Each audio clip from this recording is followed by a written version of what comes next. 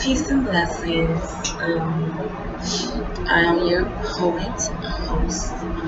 I am the founder of the Marcus Garvey Melanin Association, Universal Melanin. And the idea of the Marcus Garvey Universal Melanin Association came about because I've been studying a lot of historic Black figures, people who have had a hand in the movement of Black people, African people, who has made an impact, who has influenced me among my studies and just learning about the efforts that were taken to unify our people. So I wanted to bring about a name that would just stir up the emotions of our race and to instill that pride that we're missing. Organizations like the Black Panther Party, the Huey P. Newton gun clubs, and other Black organizations I may not be too familiar with. Of course, the NAACP, but I feel like the NAACP has been infiltrated to a certain extent. I don't feel that it's for us. I feel that it was developed to control us, to keep tabs on our leaders, to keep tabs on our plans and what we unify to do together as a race. And I just don't feel that, it's been effective. As long as it's been in existence, it has not been effective. So I don't really acknowledge them, but I know that they have done some great things, as well as some other organizations. But I wanted to develop a different kind of organization, an association that will be private. It will be decoded. It will not allow for anyone to join who has not did the work. When I say not did the work, I mean anybody who's just talking, who has not put in the action to actually affect change among their communities, among their church, among their households, among their any kind of employment. If you work with the public in some kind of capacity, I need those people who are willing to step up, not be afraid to speak out, to defend and protect us. And I need those articulate intellectuals, those people who are experienced in political development and economic development. We need our spiritual warriors. We need our spiritual warriors who stress our ancestor, who looks at spirituality differently. Mind you, religion has tainted humanity, in my opinion. I know that there's a lot of religious Black people, and I don't mean any disrespect when I say that the separation of the religions has really caused a serious rift in our nation. The more that I study, the more that I learn about the different belief systems that has been instilled and just blindly followed in the United States. If you are a growing spiritual being and truly growing and truly understanding God and the God within yourself, there is no way possible that you can continue to worship a false God. It doesn't feel right. It feels like there's something missing.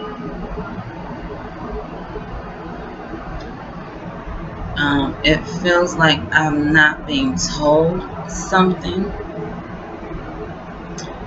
There's a lot of distortions. There's a lot of misleading information. Things are not clear. And the most important thing a human can do is to be clear. Clarity, balance, harmony, all those things coincide with our spiritual health. And growing up Baptist, yes, growing up Baptist, there was a lot of questions I had. I often went to preachers and spoke about, my favorite question was, who can tell another individual who worships another God that they're wrong? Simple. Can I tell a Muslim that his worship is incorrect? Do I tell a Buddhist that how they worship is not proper? Do I tell a Hinduist, a Catholic? Do I tell a Jewish person that you're not worshiping the Almighty the correct way? So this question that has stayed with me, it always made me wonder, what is the separation of our religion? What takes us to being separated by race? And as I read and I studied and I began to understand what this separation is, it just blew me away. And I know that white people do not like to hear anything negative about themselves or what their ancestors did. And, and I understand. I wouldn't want to admit anything that awful that my ancestors did. I would be ashamed. I would be embarrassed. I would get angry. I would try to forget it. I wouldn't want to talk about it. Yet, it cannot be ignored. And the first step to healing anything is to accept. And when you accept, then you're able to move forward. So, I'm accepting the fact that there was this racial caste system developed basically in order to sustain servitude and free labor. Now, because this country was founded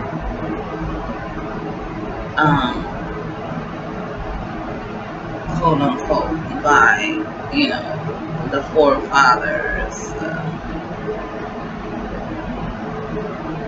it's hard to believe that you come into a land where there's already people living, and there's already people just making a life. This is their customs, their traditions. This is how they do things. This is how they worship. But you come in, and at first you come friendly, and you make peace, and everybody's living amongst each other. And oh yeah, there was a time that everybody was living amongst each other. There was no label. I was not called black. You were not called white, Asian, Puerto Rican, Mexican. There was no system that labeled me by race. The system was mostly labeled like if you were in servitude, or you were poor, you had to work for others to feed your families, or you traded, you were like bondsmen, you made a way to live and survive. Now what happened was, at some point, the poor white people, and if you look up Bacon's revolt or rebellion, this started the precedence of the racial caste system, where white landowners who were, part of the elite, they were just making sure that they could maintain the servitude and the servants that they had, which was poor whites and Indians, the natives. What happened was there was some kind of discrepancy, and one of the landowners wanted to expand his territory. Some kind of disagreement broke out where Bacon, he rallied up all the races. There was not just one race. There was, Africans, there was the natives, and there were poor whites who all rebelled. They burned down businesses, farms. Word spread, and then there were like copycats across the land.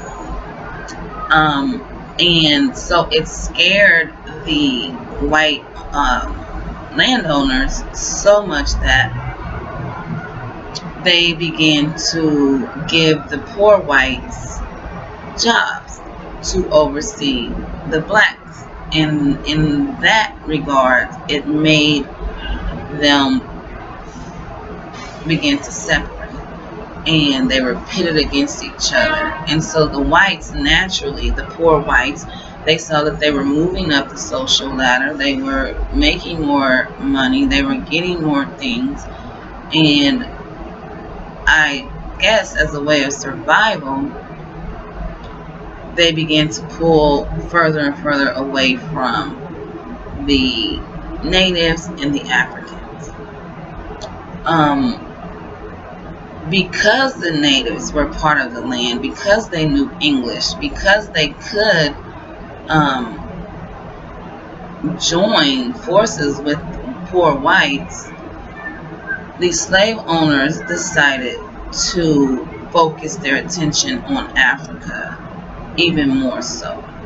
It was easier labor, they were more controlled, they didn't know the language or the land, which would cause them to not unified with, other whites and other natives of the land.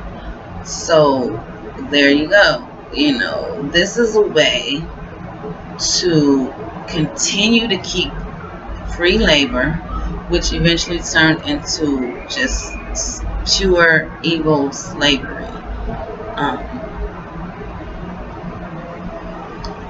And so if you look up Bacon's Rebellion, this is a time in American history that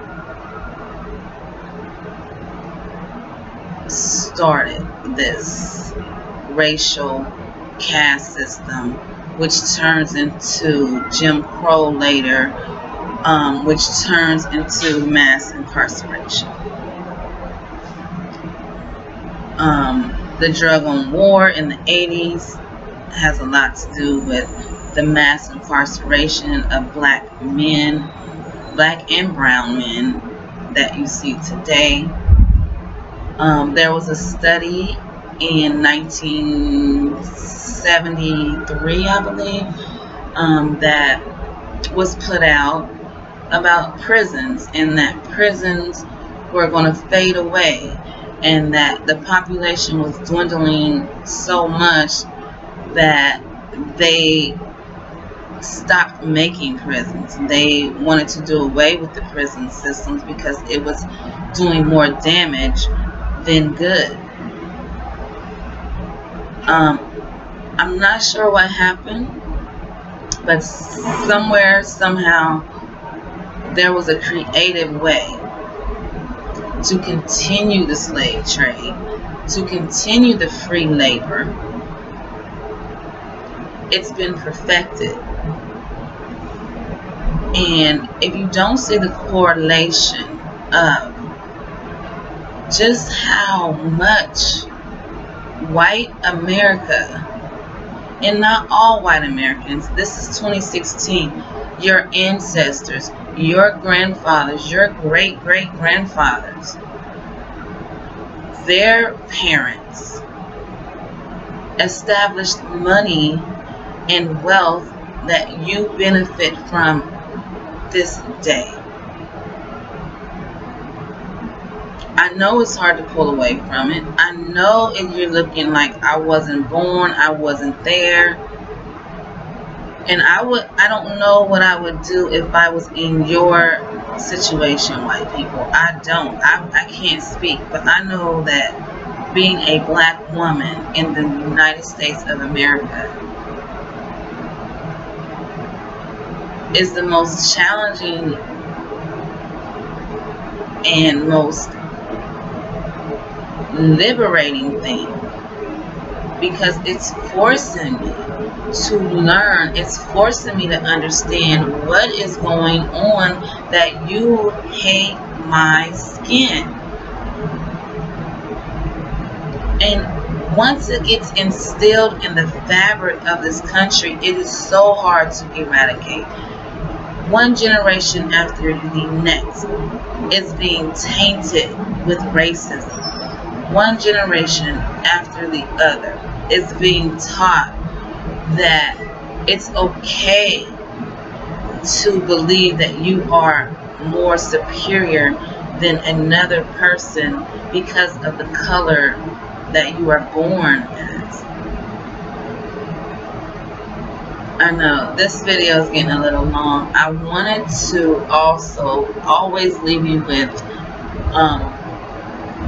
a quote from a book that I've been reading, and this book that I've been reading is awesome.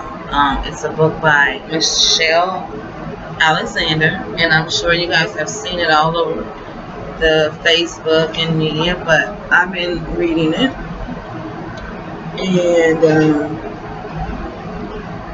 awesome book. It basically, I'm still reading it, I'm not done yet, but what I'm getting from it so far is basically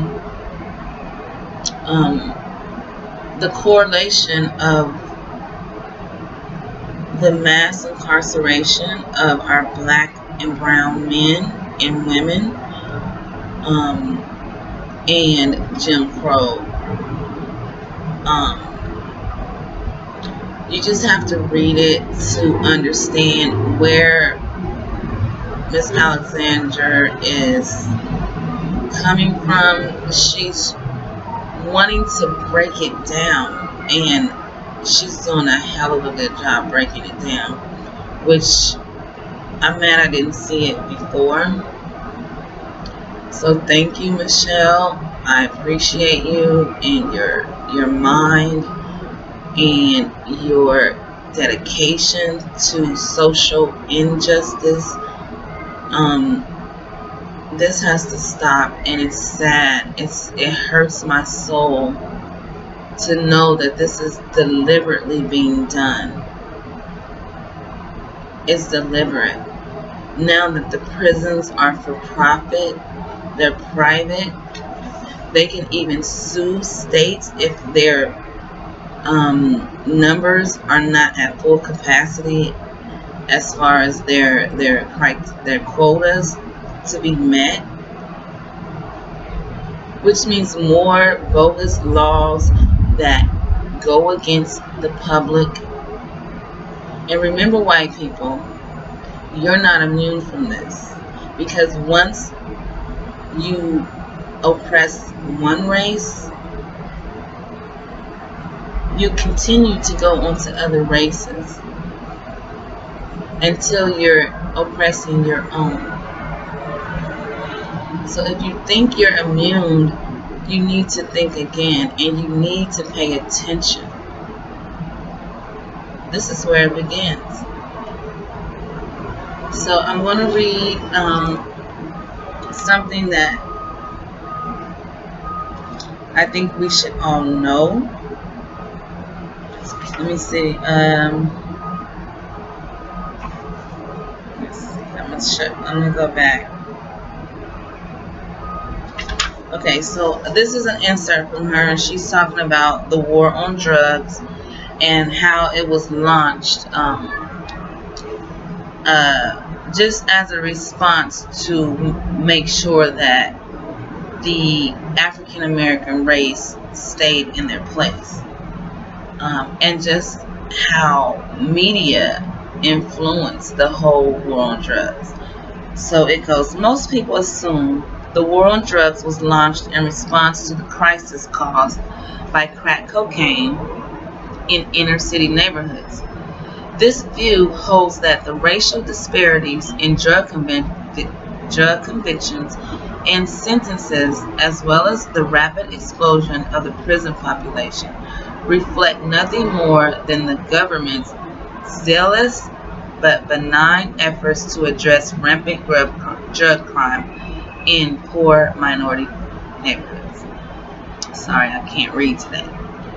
This view, while understandable given the sensational media coverage of crack in the 1980s and 1990s, is simply wrong.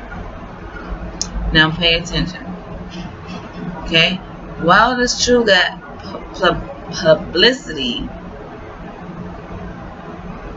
surrounding crack cocaine led to dramatic increase in funding for the drug war, as well as to sentencing policies that greatly exacerbated racial disparities in incarceration rates, there is no truth to the notion that the drug wars was launched in response to crack cocaine.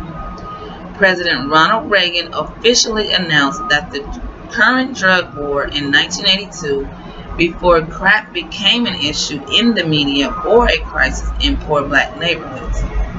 A few years after the drug war was declared, crack began to spread rapidly in the black neighborhoods of Los Angeles and later emerged in cities across the country. The Reagan administration hired staff to publicize the emergence of crack cocaine in 1985 as a part of a strategic effort to build public and legislative support for the war. Okay? So the media campaign was an extraordinary success. Almost overnight, the media was saturated with images of black crack whores crack dealers, and crack babies. Images that seem to confirm the worst negative racial stereotype about impoverished inner city residents. The media bonanza surrounding the new demon drug helped to catapult the war on drugs from an ambitious federal policy to an actual war. Now, if you understood that, I know it was kind of choppy, but get the gist of that, okay? 1985, the media starts splashing all these images of crack whores, black babies on crack, and we know how powerful the media can be. We know how it's so influential that it changes minds. It creates these attitudes in our society. So please be mindful when you're watching these news coverages, and be mindful when you're just accepting information without researching it yourself, without doing your own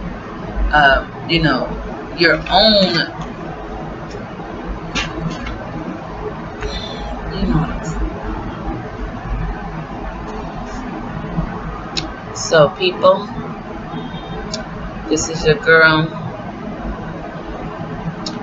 It's been like 26 minutes. I hope you learned something. Grab Michelle's book, Michelle Alexander, The New Jim Crow, The Mass Incarceration in the Age of Color Blindness. And are we really colorblind? I don't think so. Remember when I taught you about how the racial caste system came about? Do your research, check your history, begin to heal with me. Begin to go back in history so that we can move forward. You should know your history already so that we don't have to waste time going back and reteaching you so that you can be awake. But if I have to do that, I will definitely do that on occasion, but you have to catch up with me. My next video, I'm not sure what it's going to be. I never know what it's going to be. I like it like that. But again, Marcus Garvey, Universal Melanin Association. If you would like to join, hit my page. Like I said, it will be private, so you will not hear a lot about it unless you are a part of it. Okay, once again, get at me. Thanks for joining me. Hit subscribe. Make a comment. Disagree, agree. I'll try to respond as much as I can. Stay blessed, my people. Stay strong. Stay unified. Stay uplifted.